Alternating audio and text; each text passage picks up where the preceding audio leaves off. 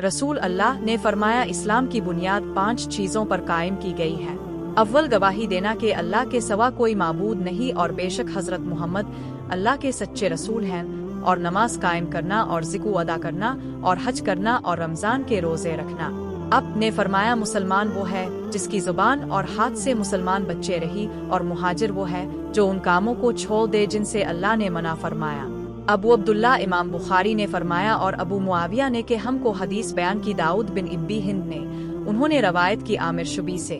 उन्होंने कहा कि मैंने सुना अब्दुल्ला बिन उमरो बिन आस से, वो हदीस बयान करते हैं जनाब नबी करीम से, वही मज़कूरा हदीस, और कहा कि अब्दुल्ला ने रवायत किया दाऊद से, उन्होंने आमिर से, उन्होंने अब्दुल्ला बिन उमरो बिन आस से, उन्होंने नबी से। हज़रत ने फरमाया, तुम में से कोई शख्स ईमानदार ना होगा जब तक अपने भाई के लिए वो ना चाहे जो अपने नफ्स के लिए।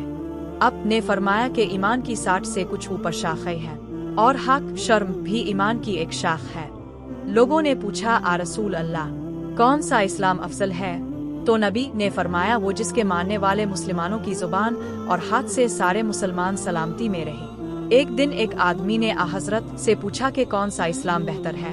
फरमाया, ये कि तुम खाना खिलाओ और जिसको पहचानो इसको भी और जिसको ना पहचानो इसको भी, अलगर्ज सबको सलाम करो।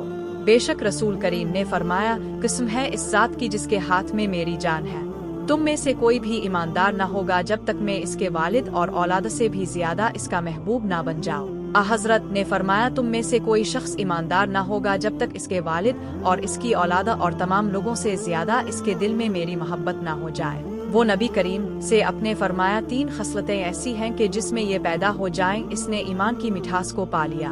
अव्वल ये कि अल्लाह और इसका रसूल इसके नज़दीक सबसे ज्यादा महबूब बन जाए। दूसरे ये कि वो किसी इंसान से महज अल्लाह की रजा के लिए मोहब्बत रखे। तीसरे ये कि वो कुफ्र में वापस लौटने को ऐसा बुरा जाने जैसा कि आग में डाले जाने को बुरा जानता है। अदे बिन सामित रजी अल्लाह अन्हु जो बदर की लड़ाई में शरीक थे और लैलातुल अक़बा के 12 नकीबूहे में से थे, फरमाते हैं कि रसूल अल्लाह ने इस वक्त जब आपके गिर्द सहाबा की एक जमात बैठी हुई थी, फरमाया कि मुझसे बैत करो इस बात पर कि अल्लाह के साथ किसी को शरीक ना करोगे, चोरी ना करोगे, जिना ना करोगे, अपनी औलाद को कत्ल ना करोगे, और ना अमदना किसी पर कोई नाहक बोहतान बांधोगे, और किसी भी अच्छी बात में खुदा की नाफरमानी ना करोगे। जो कोई तुम में इस अहद को पूरा करेगा तो इसका सवाब अल्लाह के जिम्मे है, और जो कोई उन बुरी बातों में से किसी का इर्तिकाब करे और इसे दुनिया में इस्लामी कानून के तहत सजा दे दी गई तो ये सजा इसके गुनाहों के लिए बदला हो जाएगी, और जो कोई उनमें से किसी बात में मुब्तला हो गया और अल्लाह ने इसके गुनाह को छुपा लिया तो फिर इसका मामला अल्लाह के हवाला है, अगर चाहे मुआफ करे और अगर चाहे सजा दे दे। अबादे कहते हैं कि फिर हम सब ने उन सब बातों पर अब से बैत कर ली। रसूल अल्लाह ने फरमाया, वो वक्त करीब है जब मुसलमान का सबसे उम्दा माल इसकी बकरियां होगी, जिनके पीछे वो पहाड़ों की चोटियों और बरसाती वादियों में अपने दीन को बचाने के लिए भाग जाएगा। रसूल अल्लाह लोगों को किसी काम का हुक्म देते तो वो ऐसा ही काम होता जिसके करने की लोगों में ताकत होती। इस पर सहाबा रजी अल्लाह अन्हुम ने अर्ज किया कि आ रसूल अल्लाह, हम लोग तो अब जैसे नहीं हैं, अब तो मासूम हैं, और अब की अल्लाह पाक ने अगली पिछली सब लग़ज़िशें मुआफ़ फरमा दी हैं, इसलिए हमें अपने से कुछ ज्यादा इबादत करने का हुक्म फरमाई। ये सुनकर अब नाराज हुए, हता के खफगी अब के चेहरा मुबारक से जाहिर होने लगी। फिर फरमाया कि बेशक माँ तुम सबसे ज्यादा अल्लाह से डरता हूँ और तुम सबसे ज्यादा इसे जानता हूँ, बस तुम मुझसे बढ़कर इबादत नहीं कर सकते। अब ने फरमाया, जिस शख्स में ये 3 बातें होंगी वो ईमान का मजा पालेगा। एक ये कि वो शख्स जिसे अल्लाह और इसका रसूल उनके मासिवा से ज्यादा अजीज हो, और दूसरे ये कि जो किसी बंदे से महज अल्लाह ही के लिए मोहब्बत करे, और तीसरी बात ये कि जिसे अल्लाह ने कुफर से नजात दी हो फिर दोबारा कुफर इख्तियार करने को वो ऐसा बुरा समझे जैसा आग में गिर जाने को बुरा जानता है। अब ने फरमाया, जब जन्नती जन्नत में और दोज़खी दोज़ख में दाखिल हो जाएंगे, अल्लाह पाक फरमाएगा, जिसके दिल में राई के दाने के बराबर भी ईमान हो इसको भी दोज़ख से निकाल लो। तब ऐसे लोग दोज़ख से निकाल लिए जाएंगे और वो जलकर कोयले की तरह सियाह हो चुके होंगे, फिर जिंदगी की नहर में बारिश के पानी में डाले जाएंगे।